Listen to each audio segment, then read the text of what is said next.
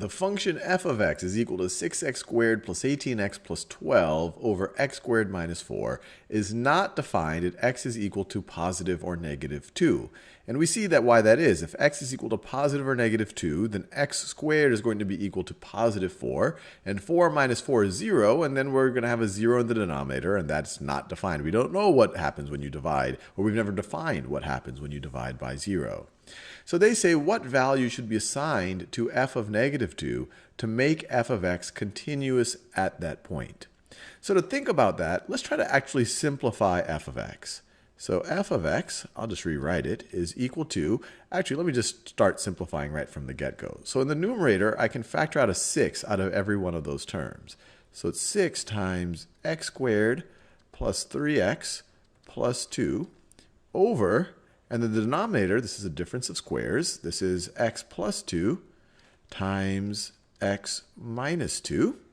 And then we can factor this expression up here. So this is going to be equal to 6 times, let me do it in a different color. So we think of two numbers that if I take their product, I get 2. If I take their sum, I get 3. The most obvious one is 2 and 1. So this is 6 times x plus 2 times x plus 1. When you take the product there, you'll get x squared plus 3x plus 2. And then all of that over x plus 2 times x minus 2. Now, if we know that x does not equal negative 2, then we can divide both the numerator and the denominator by x plus 2. The reason why I'm making that constraint is that if x were to be equal to negative 2, then x plus 2 is going to be equal to 0, and you won't be able to do that. You can't. We don't know what it means to divide something by 0. So we could say that this is going to be equal to, so if we can divide the numerator and the denominator by x plus 2, but we have to assume that x is not equal to negative 2. So this is equal to 6 times, so we're going to have this, we're going to divide by x plus 2 in the numerator, x plus 2 in the denominator. So it's going to be 6 times x plus 1 over x minus 2 over x minus 2.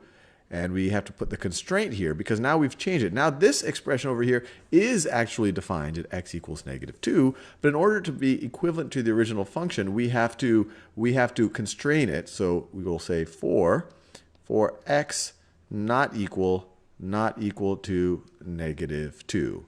And it's also obvious that x can't be equal to 2 here. This one also isn't defined at positive 2 because you're dividing by 0. So you could say for x does not equal to positive or negative 2 if you want to make it very explicit. But they ask us, what can we assign f of negative 2 to make the function continuous at the point?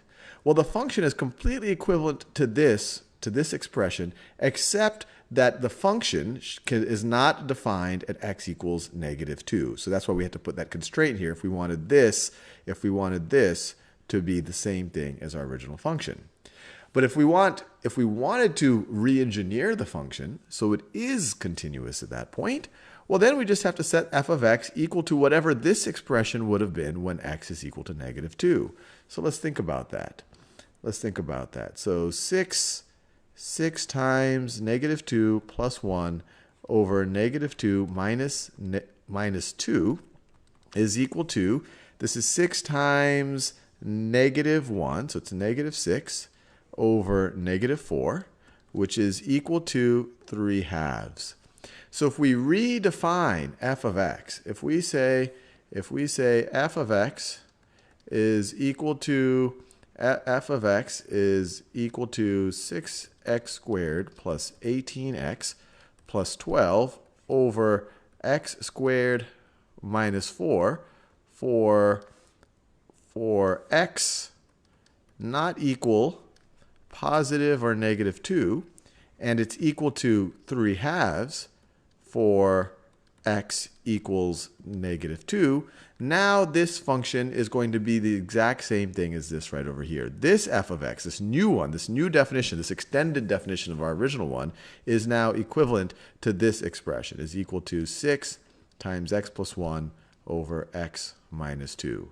But just to answer their question, what value should be assigned to f of negative 2 to make f of x continuous at that point? Well, f of x should be, or f of negative 2 should be 3/2.